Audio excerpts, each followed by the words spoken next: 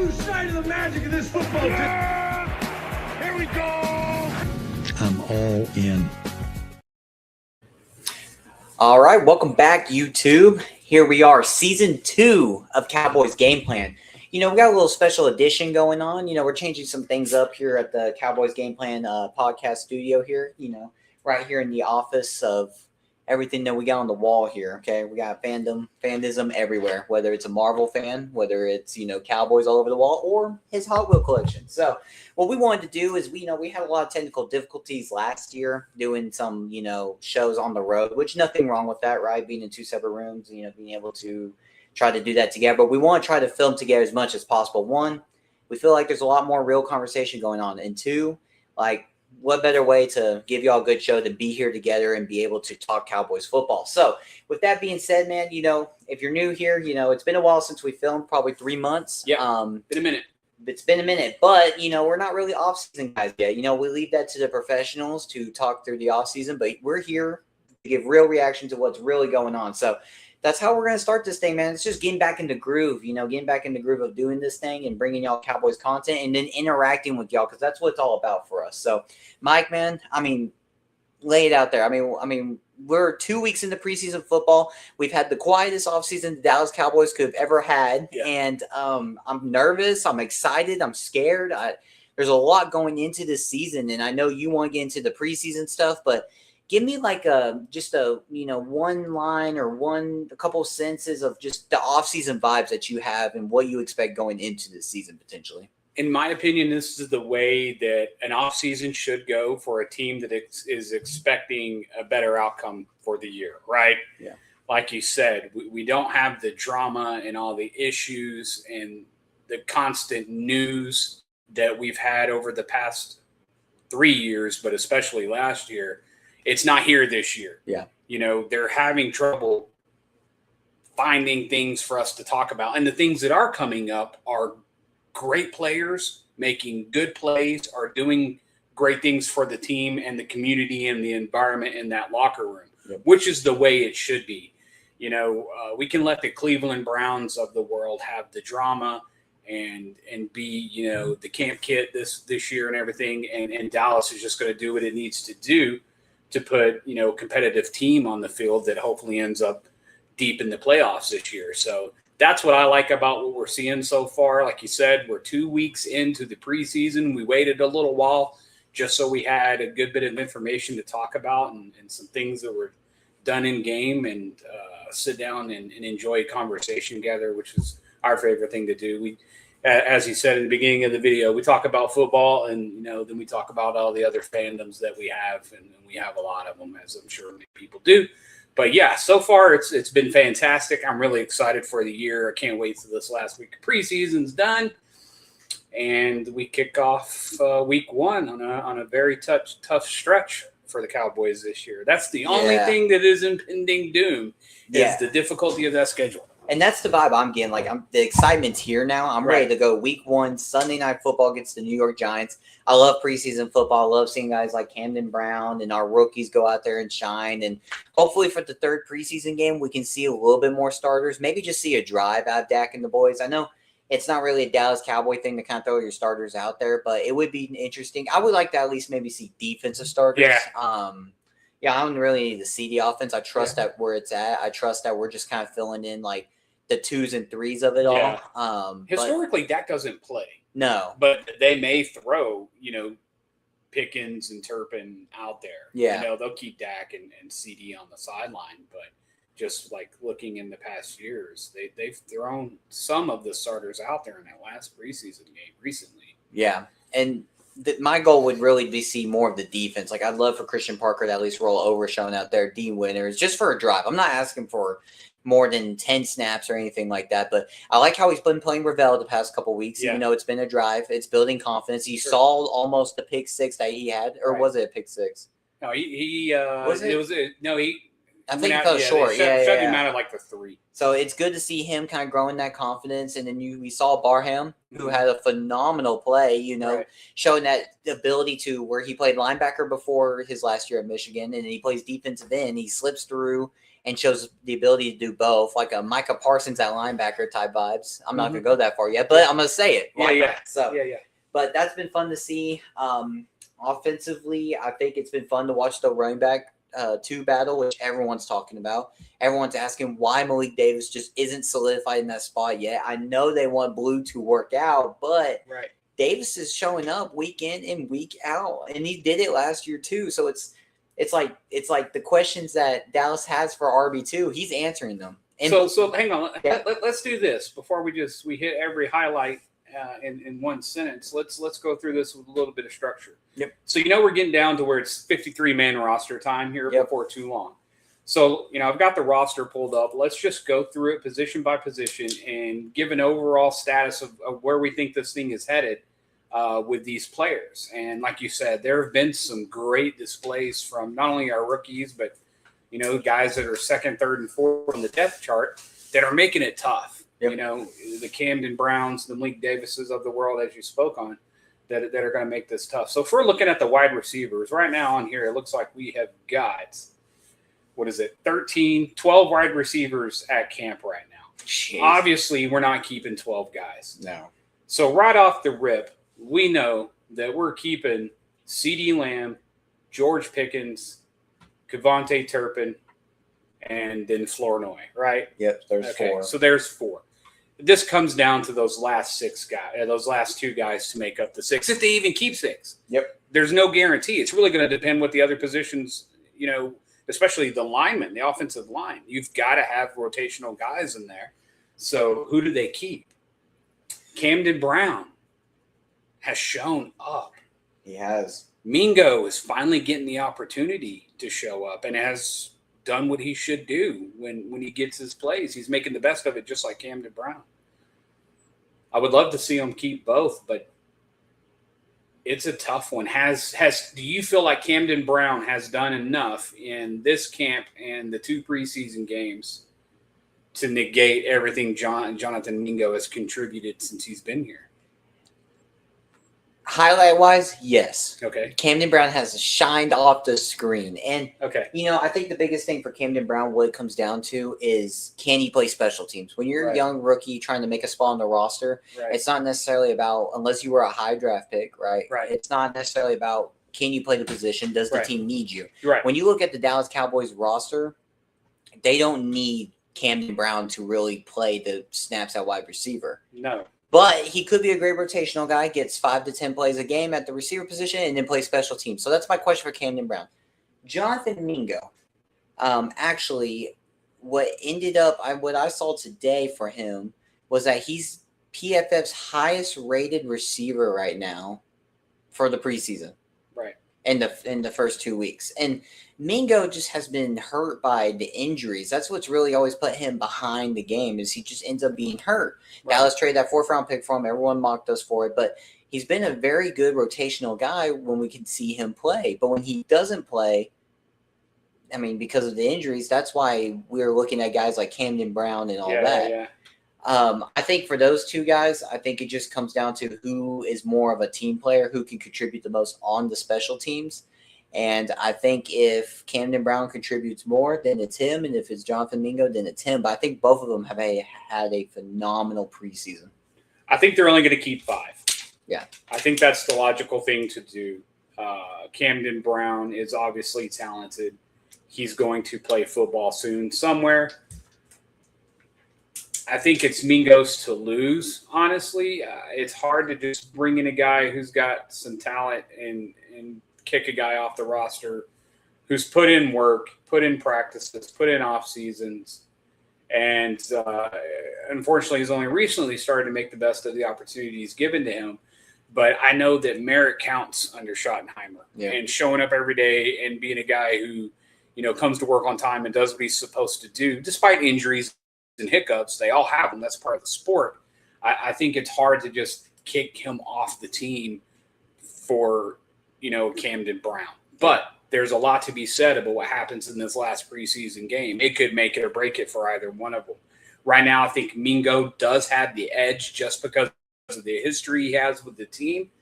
But, he could it could change. You know, if Camden Brown comes out and plays an excellent first half against the Saints, it may start changing some minds. Yep. And the best case scenario is that both of them do enough to force the hand of keeping 6 wide receivers. That's what we hope happens.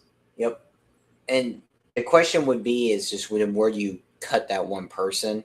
Right. And I think there may be some room in the D tackle defensive end room where we'll really stack the tight end room. But I think that is going to be, if I'm Jerry Jones, Stephen Jones, and all those scouts and all those player personnel guys like Will McClay, that is going to be a tough decision if both those guys show up next week. Yeah, I know. I hope they do. To be a fly on the wall during that 100%. Conversation. It only bodes well for us because the better our guys that are a little deeper down the roster play, it just shows that, we have that coming onto the field. If we were to lose a guy or we needed a relief or someone gets injured, or even expanding what we can do on the field offensively, having those extra weapons is always a nice thing. If they're that good at what they do in skill assignment, then that just shows how much they're going to contribute to, like you said, on special teams. All right, so we'll move on to tight ends now. This is another one. This is I think there's another 8 or 9 tight ends on the team. We obviously know that Jake Ferguson's not going anywhere. Brevin Spanford's not going anywhere. And then after that, we've got Luke Schoonmaker, who's still under rookie contract, I believe. So, that's obviously going to earn him some merit to keep his roster spot. But after that, looking at the gameplay, man, this is Michael Trigg for me. I think what he has shown that he can do on the field has really made an impact on their opinion of him. Yeah. I think physically he can do a lot. He's very aware of where he's at on the field. He picks up his blocks really well. He catches with his arms extended. He doesn't do a lot of body catching. I just think that he adds an extra layer of athleticism to this position that not everyone has. I mean, Brevin Spanford is excellent at what he does as far as blocking and his assignments. And Jake Ferguson is obviously a playmaker. I think Michael Trigg is a little bit in between both of those. He's athletic enough to be a problem to cover and strong enough and smart enough to handle his block assignments. I saw a really, really good breakdown on him the other day, and I was like, yeah, that's all well said. When you just focus on what he did for that half of the game that he was in, he's showing me something. Do you think Michael Trigg is a guy that they potentially cut because, let's say, they do have favoritism towards Schoonmaker in this situation? Because they're probably only going to carry 3 tight ends. Yeah. Very rarely would they carry 4. But do you think he would make it through? If we didn't have Lupke, they would carry 4. But because we have to hold that spot for Lupke, who's earned his keep, they're only going to be able to keep 3 tight ends on the squad. Do you think he's someone who can make it through waivers and come back on the practice squad? Or it's going to be tough, man. I mean, he's done really well. I don't know if you've watched any film on him. This is not a rookie that you want to go somewhere else and develop and come back and haunt you. It's just my opinion, my lowly opinion, but I really like what I see out of Michael Trigg, and I think he has a lot of potential. But he's sitting behind Jake Ferguson and Brevin Spanford, who has been the heir apparent for a little while now. So this could get tough, but I like what I see from him. But the original 3, Schoonmaker, Spanford, and Ferguson, are definitely going to make the roster. So we'll have to see how this spins out for him. Yeah, again, I mean, for Schoonmaker and Trigg, those are guys who, one, can you be that third tight end when they need it, but special teams. Yeah. Like, who's better on the special teams? I mean, I haven't watched the special team side for both of them, but whoever's better probably can make the roster. Yeah. Yeah, and lines a whole thing. I think it takes a special kind of observer to identify who is good at playing offensive line. Oh, yeah. It's definitely nothing that I'm a professional at. The That's techniques, the steps. Yeah, there are so many little things. Everybody thinks it's just guys shoving each other. There is so much more to it than that. Hands inside, outside. Yeah, it's so hard to call, which one of these guys has the tools to fill in not only for the position they're assigned to, but should somebody else go down, they have to have enough of that ability to fill in for another role. It's like we've only got one center on the roster. Obviously that's going to be a TJ Bass thing if that were to happen, and then we've got our Tylers and Terrence Steele, and that rounds out our line. Yep. So it's like who after that on the depth chart? TJ Bass, and then who's it going to be? And there are a lot of great linemen who are showing something. Yeah, and I think for Dallas, we all know who our Week 1 starter is going to be. I think we all have figured out that Week 1, no matter what happens, you're going to have Tyler Guyton. Right.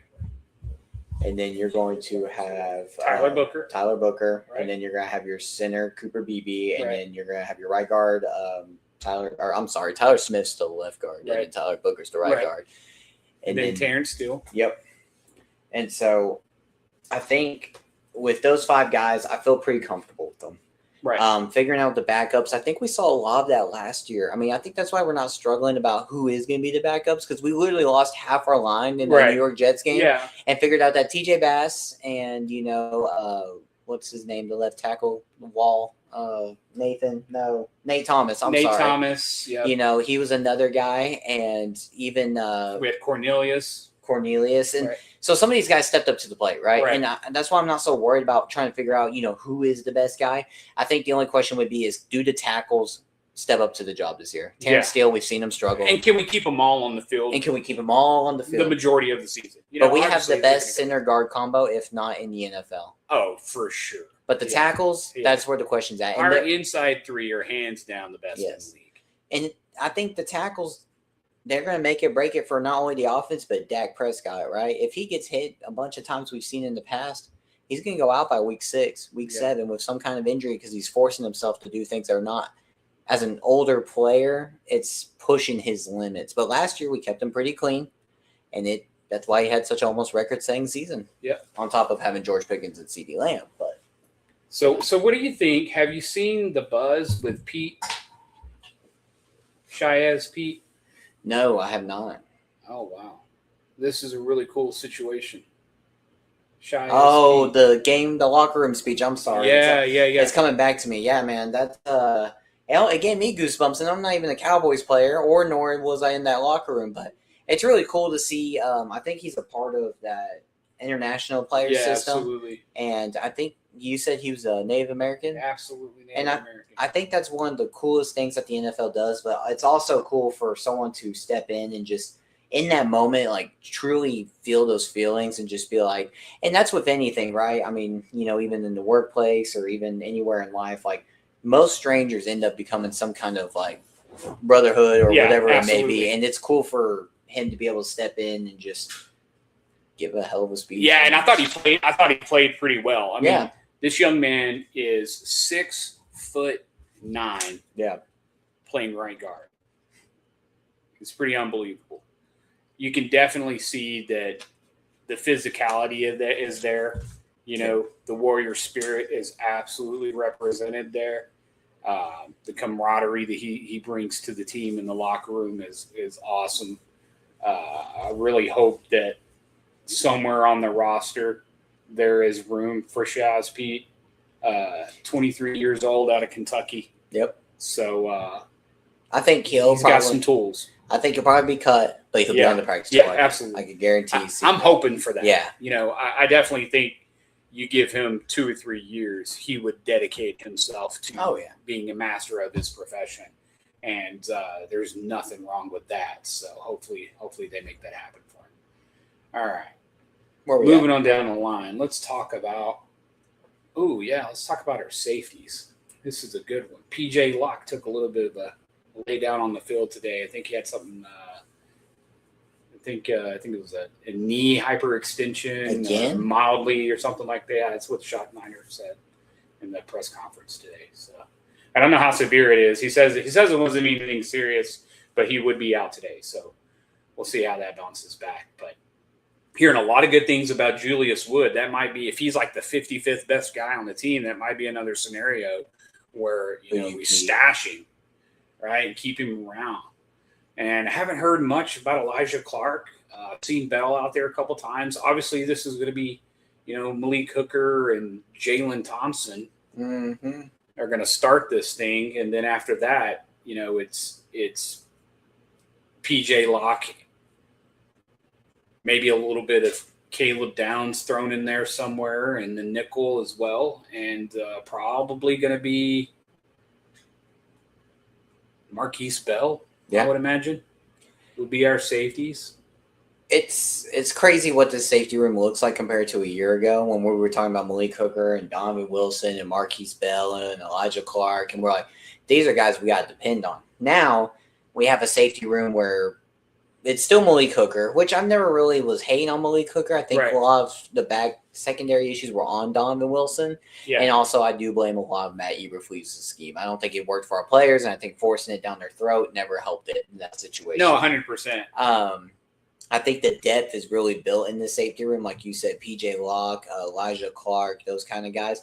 But I can't wait to see this Malik Hooker, Jalen Thompson combo. And then, with the mixture of Caleb Downs mixing in every now and then to kind of like disguise. Because next thing you know, you're going to see Caleb Downs play a lot like Kyle Hamilton. Sure. Maybe in the box, outside the box, and then you're going to see him drop back at safety. And what that's going to create is a young kid with a high IQ, with a high playmaking ability, to be able to mix in with this safety room to disguise himself. And that's what we need. Like Christian Parker, his scheme from what we've seen in preseason as well as like the offseason, other people talking about it.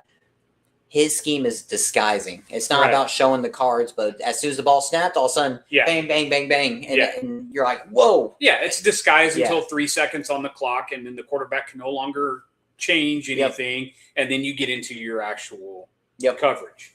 Yeah, I think you're right there. You got to look at this thing just like building a house. You got to have a good foundation. The structure's got to be good. Yep. The walls have got to be up, and you got the guys on the roof. Yep. Malik's on the roof. If the house is crumbling underneath him, he cannot stay on the roof. Yep. That's just the way it works.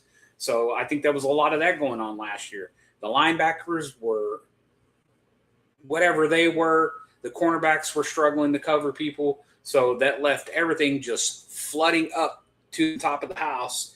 And, it's fish in a barrel at that point. So he can't cover everybody. He did what he could do, So I think it'll definitely improve this year, and we'll get the Malik Hooker that we're used to seeing back out on the field. And obviously, I have enough faith in this coaching staff to, if they thought this was a critical position that needed to be fixed, in addressing the other issues they've addressed this year, they definitely would have addressed that one instead of continuing on. Right. So I think we're okay at the safety position. Now, this battle is one of the three biggest battles I feel that we have this year in camp. The running backs, the linebackers, and the quarterbacks. Those are the three biggest ones. Wide receiver is pretty big, but this is the battle that really makes an impact, because this is an every play situation with the running backs, right?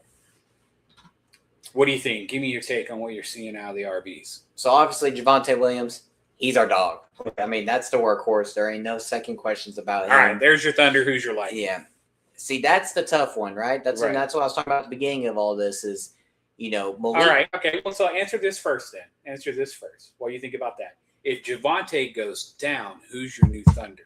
And it doesn't necessarily, I don't mean thunder as in reference to the size and the strength, but who is the next most reliable guy, in your opinion, that's going to come in and deliver consistent yardage? Malik Davis. Okay. Yeah, I mean. We're on the same page. I just wanted to check that. All right. Back to the question. Yeah, I mean, Malik Davis playing his day. I mean, what he's providing is something that you would think wouldn't happen with when you look at him and his size. It looks small on screen, but he delivers a punch every play. Yeah. And I think the biggest thing for Malik Davis, what's happening is he's playing with confidence right now. 100%. I think if you were to shake his confidence, he probably wouldn't play as good as he is, but he's playing with so much confidence, and he's Right a one cut and downhill back, and that's what Javonte Williams is. I think what Blue's downfall is from Texas and all that. He's so used to being an outside runner and used to the speed. He's a sprinter. And I think it hurts him when he tries to do too much. But honestly, in that second preseason game, one thing I did notice, Malik Davis goes out there, he kills it, and then Blue all of a sudden starts stepping up to the plate, starts hurdling, he starts going straight downhill. Yeah. You're like, okay, Blue. What has Schottenheimer said in every press conference he wants to see on the field every day? Competition. And it's funny that a lot of these guys who have competition thrown directly into their face this year are starting to turn the corner on some things. Not to interrupt you. Go ahead. I mean, that's the truth of it, right? I mean, and we can get into this in another video, but Schottenheimer has created this culture now where I feel like our players are battling every day. You have confidence that's I have happening. confidence in this coaching staff. I have confidence in what Jerry Jones did this offseason. I mean, for the first time, and I've been a Cowboys fan since I was 2014. That's when I officiated my first season. But this is the first season where I feel like Jerry tried to do everything he can. Yes, it's not a perfect roster, but you know what? Guess what? Go 7-1 before the trade deadline and see if Jerry don't pull some strings. Because I guarantee you, he's going to fire every cannon he's got. If this is a winning team, 5-2, 6-1, whatever it may be, and before the trade deadline. There. If the Raiders suck and Crosby's looking to get, I'm telling you, whatever the weakness is, Jerry's going to go get it. I have a full because of everything he's doing. He wouldn't have signed Von Miller. He wouldn't have traded for Quinn Williams. He wouldn't have traded Micah Parsons for Kenny Clark into 2 first-round picks. He wouldn't have drafted if it wasn't for like a rebuild. He's pushing the chips in the middle. He's officially doing it. The gambler is here. He said all in, way back when he said that, and here we are, and the chips just reached the center. Right? Yes. And we're about to hit the turn. Yes. So, and I think that Malik Davis is the best all-around back to back up Javonte Williams that we have. Well, you've been talking about Malik Davis since last year. Oh, I feel vindicated, man. Yes. I love it. You know what I think, to be honest with you? I think this is being a product of the system. That's what it is. Yeah. What it is. He's comfortable, like you said. His confidence is high because he's comfortable. He's comfortable. And he's known in the locker room. Yeah. And they reached out to him because they had that confidence in him and said, hey, we need some help. We trust you to come help us out. And he showed up and he delivered, and he's continued to do that. He hasn't dropped the ball, so to speak, since he was brought back last year. So I definitely think it's great. He's got nothing to lose either. No, I mean, 100%. That's how he plays. He got nothing to lose. Yeah. Everything to lose with nothing to lose. Yes. Right? Yeah. And then, you can't brush off what we've seen from Jet and Blue.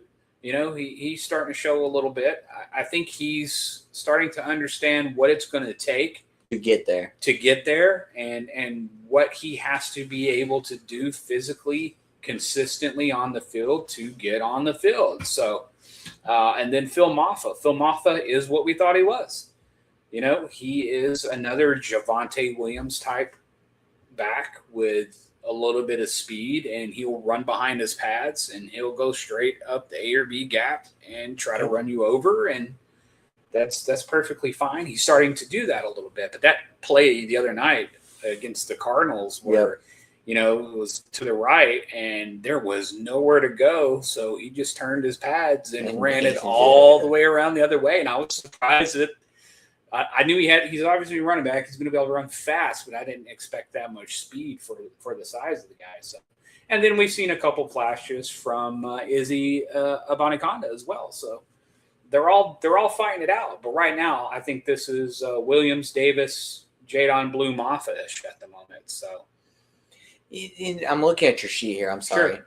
You know what the craziest thing is you look at Javonte Williams. Right. He's 26 years old, been in the league for 6 years. Right. You look at Malik Davis, he's 27, and has only been in the league for 3 years. It's kind of crazy. Yeah, it's a little weird. It's a little weird. It's a little crazy that, Javonte Williams is still younger than your potential RB2. Right. So, anyways, I just was looking at that. Yeah, wow. That is a crazy outfit. And he's got 3 more years of experience. Yeah, that's what I'm saying, And even like Maffa and Blue, I mean, they're only 3 to 4 years younger than Will. I just sometimes forget how young Javonte Williams is and how much that ACL really like derailed his career for a second to get back on track, right? Yeah. I just forget that he could be another running back for 2 to 3 years. Yeah, well, that helped us out, man. That helped us out quite a bunch. So, I'm sorry that it happened, but I'm happy that it happened because he's a Cowboy. He's a Cowboy, and hopefully he'll be for a good little while. All right. All right. Quarterbacks. So, yeah, moving on. This is another big one. This is a big one. What do you think? Give me your take. Who's our starting quarterback? Sam Howell? Yeah. No, I'm just kidding. No, obviously Dak Prescott, right? I mean, right. I'm not even going to talk about why. I mean, just Dak Prescott. The QB2 battles were really what we're looking at, right? Yeah.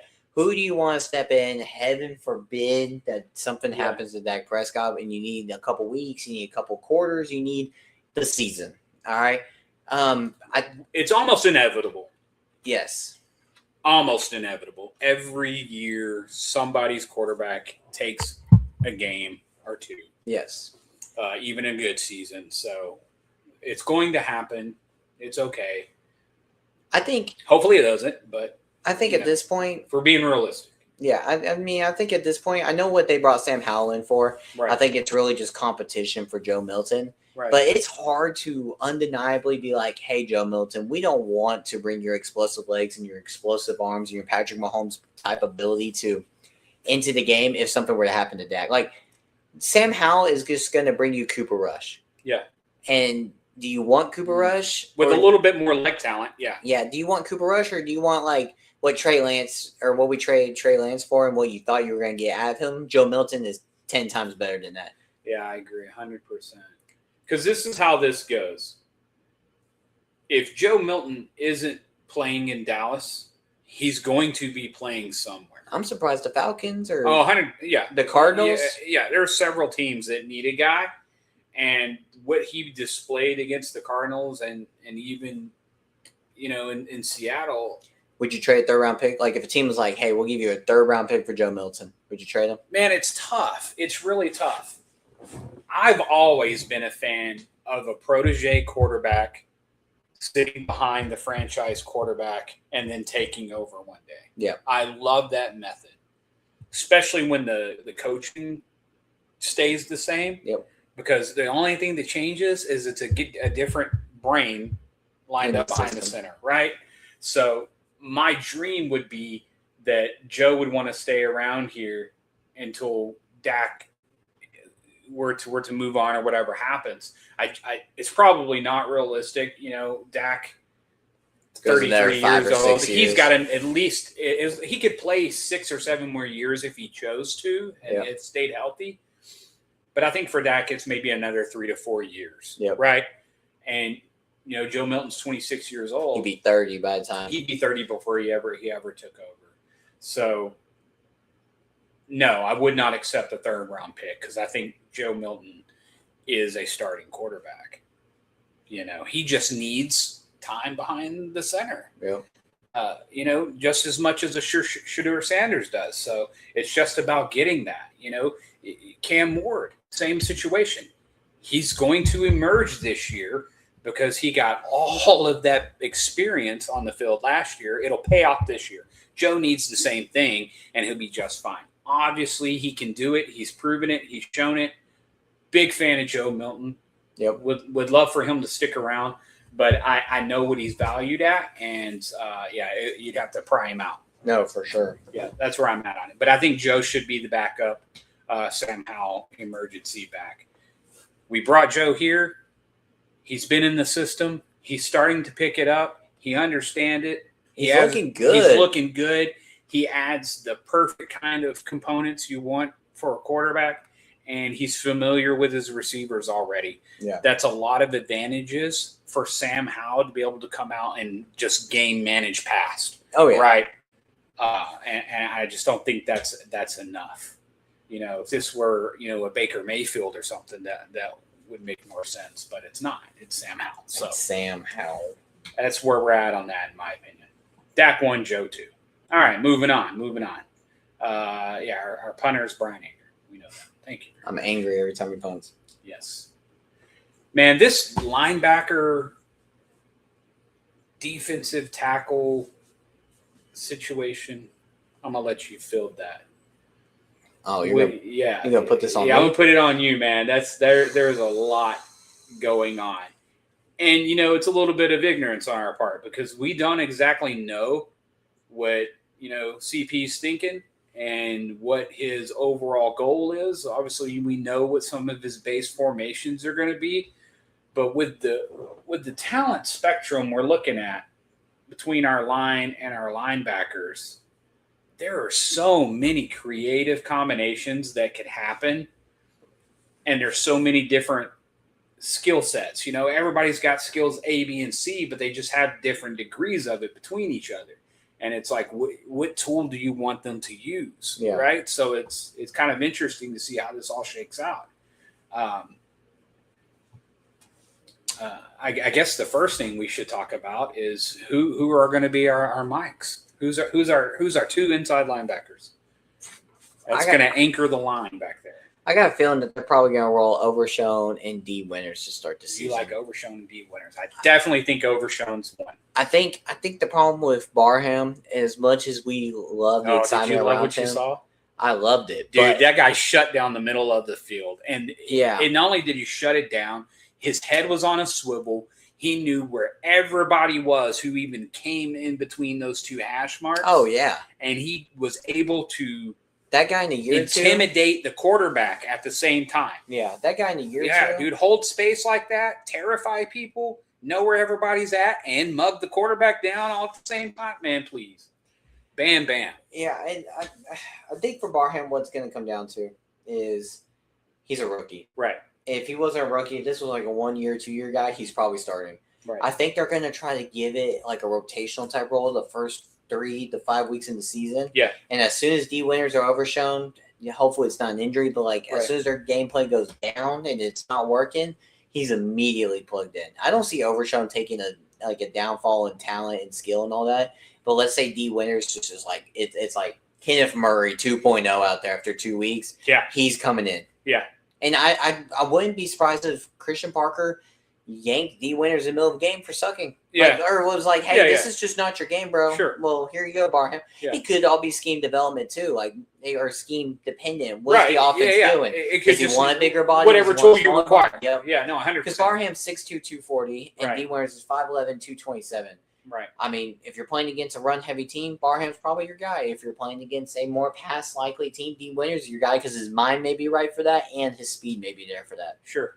No, I like that. That's a good breakdown. So I definitely think it's, Agent 0. Demo is 1, D Winters is 2, and then it's definitely going to be Barham at some capacity as 3. And there may be packages where they need 3 mics out there, you know, and they can run them all out and just throw one outside linebacker in there with them. And who knows? There's plenty of unique scenarios that can happen.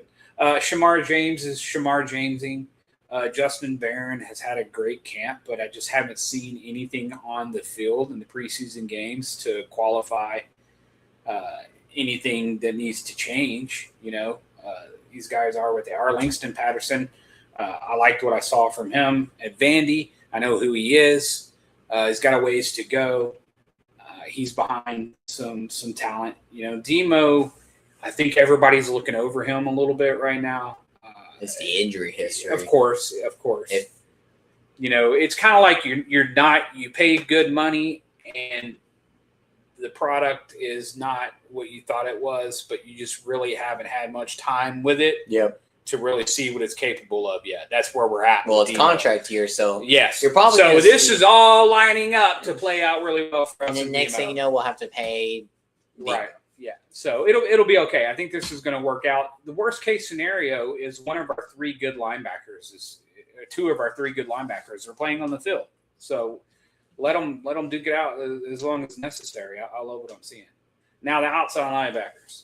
So we got a bunch of them: Ezraku, Gary, Houston, Land, Lawrence, Luafau, Miller, Tyrus Wheat, and Sam Williams. Sam Williams just hanging. Let's see. We'll probably keep 6 of them. Yeah. So if I'm going down this list, 5. I think they'll keep 5. Ezraku, Larry, Malachi Lawrence, Von Miller. That's 4. Right. So then, who's your 5th? Probably James Houston.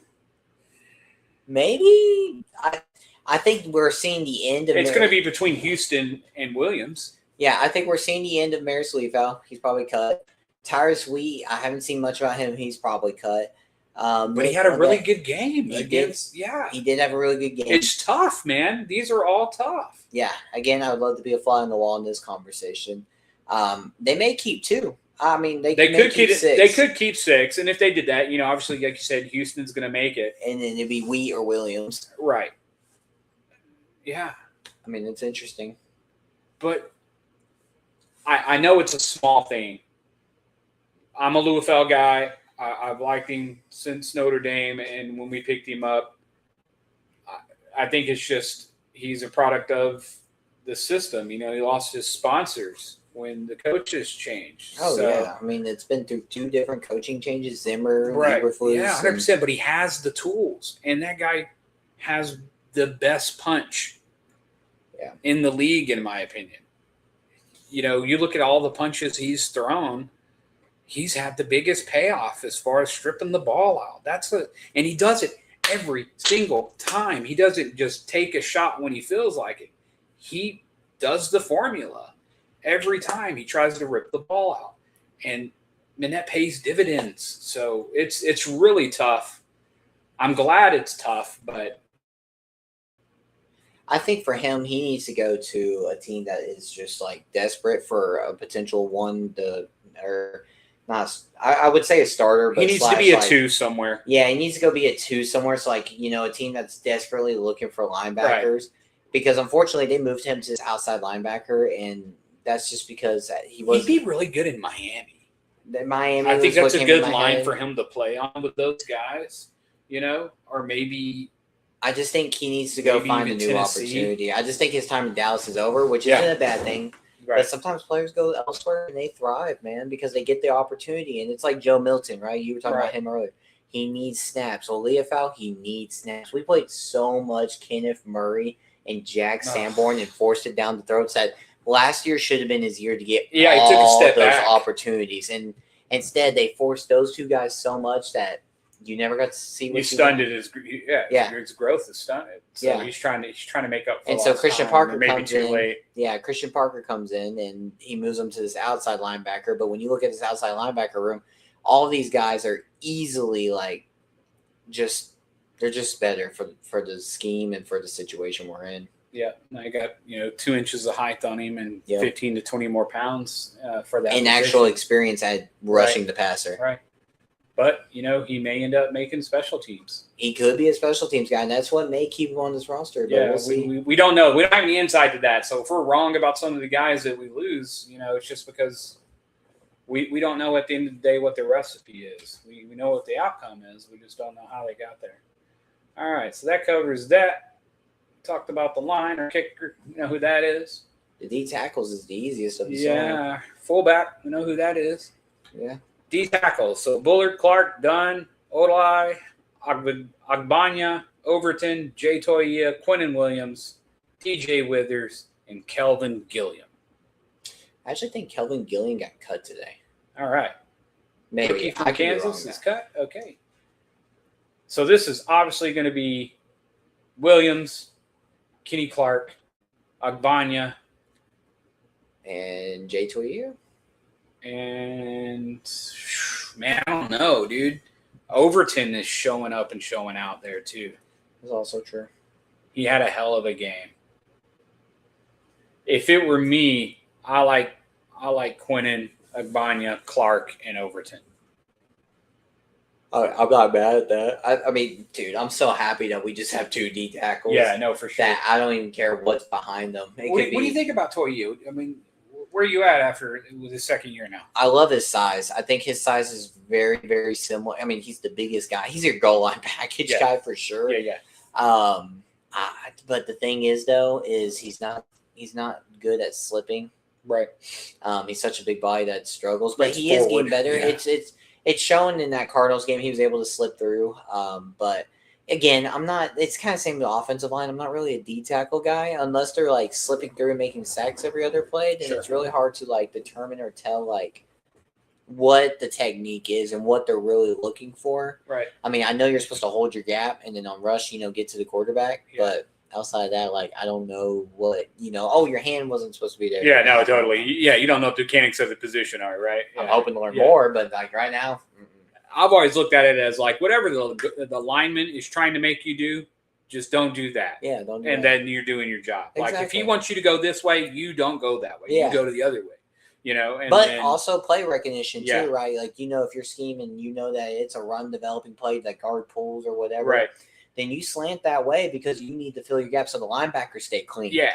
And that's what, one of the biggest jobs is for D tackles, to keep the linebackers Sure. clean. In the past, when we had Osa and all these smaller D tackles, those guys were climbing to the second level so easily. And just blowing and our just- blowing running through our defense. Marquise Bells and Yes. guys out of the way because they're undersized. So you ain't moving Quinn Williams, you ain't moving Kenny Clark. And Jay Yeah. Toya, I mean, he's a goal line package kind of guy, but he's not really someone you're going to see on the field on third down when we need it. Right. So. Yeah, if he could just root himself real well, the size of this kid, I don't want to he's see just him fine. play. If Quinn Williams or Kenny Clark gets hurt, I'm really hoping that we're not Yeah. depending on him. Yeah, you don't want to see him lining up over there with Vivea, right? Both of them boys in there together. Yeah, no. Yeah, it's just like, man, what are we doing here? It's Yeah. like two barn doors. We're trying to run a running back through you outside your mind. I hear that. But anyway, that's where we're at. I think Overton's probably a couple points up on this one, but I wouldn't be surprised if they stay loyal to the guy they drafted. That's typically been the way the merit system works there. Cornerbacks. This one's another one that's really deep, and they got Caleb Downs listed as just a DB. So Yeah. he could be and that's fair. He could be included in safeties, cornerbacks, whatever. Do you think Caleb Downs makes the roster? There's a good chance. Hopefully. Yeah, we'll pencil him in. We'll pencil ink him. it later, but I think he's going to be all right. Being a DB is not good. But, man, look at this. This is another really tough room.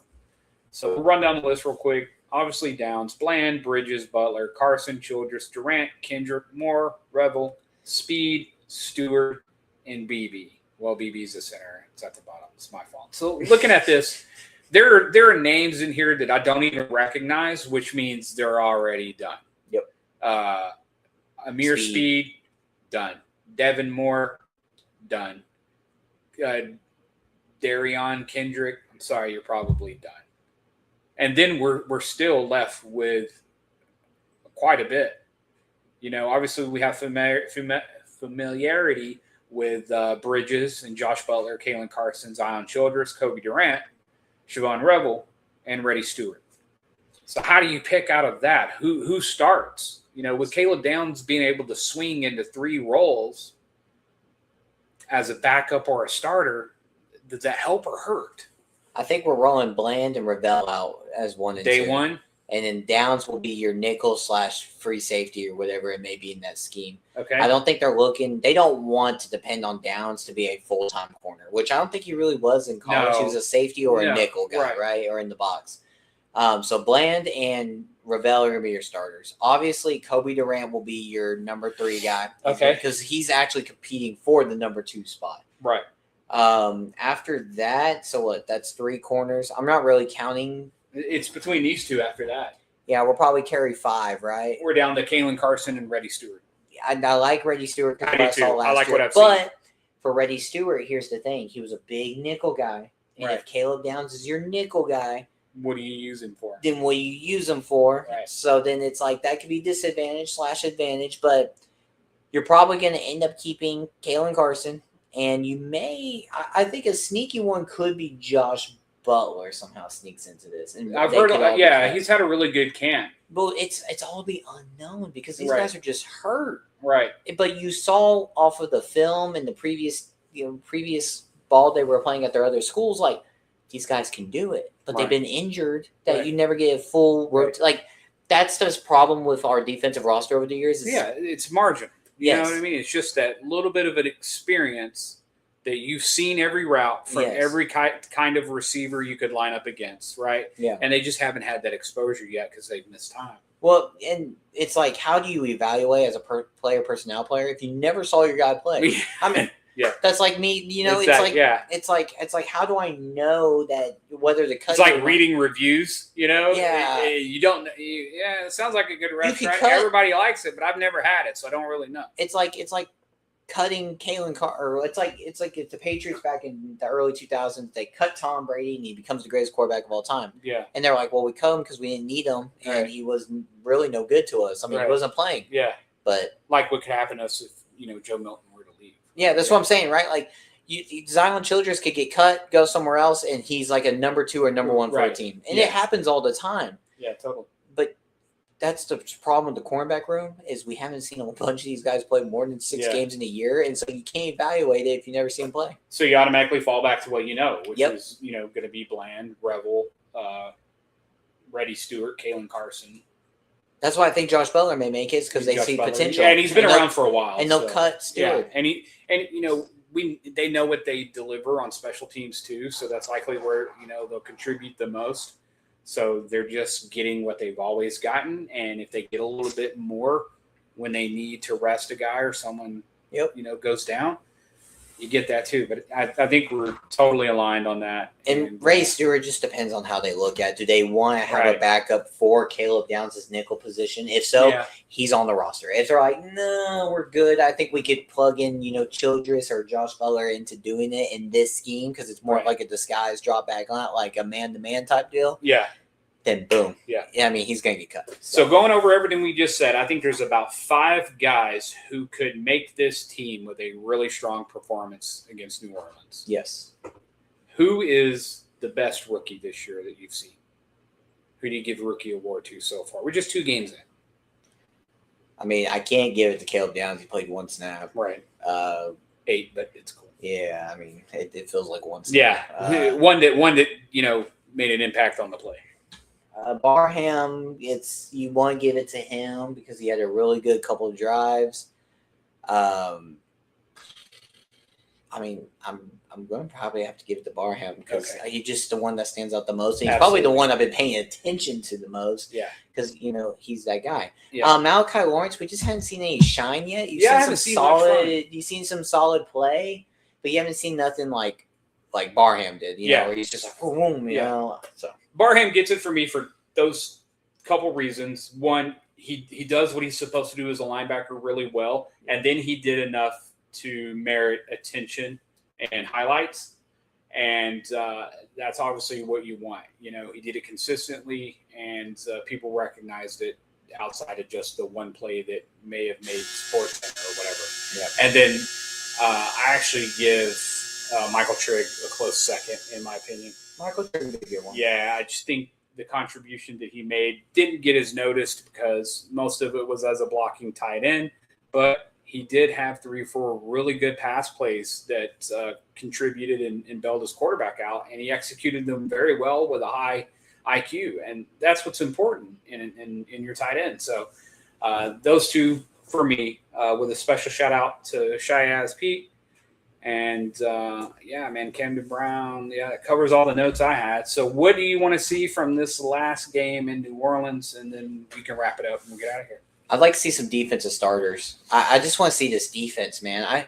I know what to get out of this offense. I want to see guys like a D Winters for a drive. I don't need to see Demo, but I'd like to see some more, defensive guys that are going to be our starting 11 Sunday night to at least play a drive. I'd like to see maybe Christian Parker sprinkle in a little. You can tell he's playing a little bland, and I get it. You want to keep things hidden, but I'd like to see a little trickery just on the first drive. Yeah. If you go put your guys out there. Yeah. That's what I'm looking forward to. Is hopefully seeing that. I wouldn't care so much or need to see our defensive tackles. I know what they're going to do. Oh yeah. I agree with you 100%. For at least one quarter, I would like to see our starting backers, cornerbacks, and safeties. Yep. And I don't know if they're not doing that because they don't want to show their cards or, that makes sense. But I'd like to just kind of understand what they're going to be trying to put out there on the field and what that looks like, with Bland and Rebel out there at the same time with D and Overshone. And then, I'd like to see the linebacking core. That's what I really am focusing on. I'm going to see Demo, but put D Winners out there with Barham. Put them 2 out there and just see what happens. We don't have to put our power rushers out there. And, I just want to see what it's going to look like in the matchup and go from there. Yep. But outside of that, do you think Dallas has a complete team right now? And if not, What are we missing? Again, I mean, Just looking at the roster. I think Dallas has a pretty solid team. Offensively, I see no holes in it outside depth, potentially. Offensive line depth. Right. Or your tackles. Okay. Defensively, I think what could be the issue is the linebacker room. After last year. So I think maybe if your linebackers don't turn out to Right. be what they are, you may be looking for some.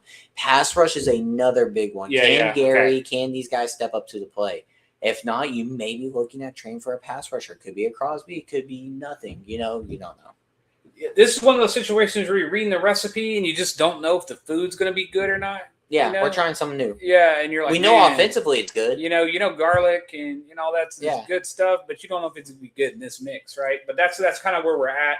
I definitely think they're offensively. I mean, chicken Alfredo. Yeah, we know. And then defensively, I'm like making a baked pasta. We don't know. There's a chicken pot pie. We don't know if we're getting peas or carrots or anything like that in this pot pie yet. So I guess we'll find out. But I'm with you there.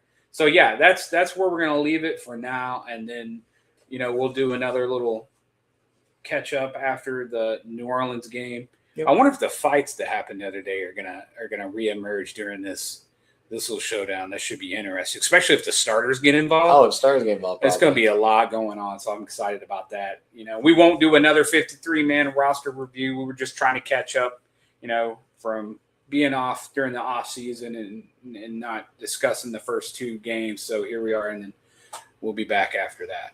Yeah, I mean, that's pretty much it. We just came back in the groove, guys. If you can, just comment, like, subscribe, and leave your things in the comments. And there we go. We got a comment. 53. Yeah, I want him to. I watched a little bit of film, of course. Not that I know what I'm doing. First, that's my. I don't think he does. I think it's a good story, and I think it's a feel-good story. Yeah. But I think he gets cut, and he probably ends up being on the practice squad. And you always see next year. Yeah, who doesn't want a 6'9" guard? In development. That guy is massive. He's going to be hard to remove from where he wants to stand. I love that. He needs to develop a little bit, but he's got the tools and he's got the mindset. So hoorah! I hope he gets a chance. I agree with Slater. Unfortunately, I think he will be cut, but they can maybe stash him somewhere or put him on the practice squad. Or maybe he just happens to have a bone bruise and they make him on the roster and they they cut a guy who will clear waivers, and the film off a situation. You never know. But what do we know? We're just dudes. So. We're just dudes. But yeah, guys, until next time, leave, comment, like, subscribe, and thank you for attending. This is Cowboys Game Plan. Hit the ball right. How about them Cowboys? Yeah! Never lose sight of the magic of this football team. Here we go. I'm all in.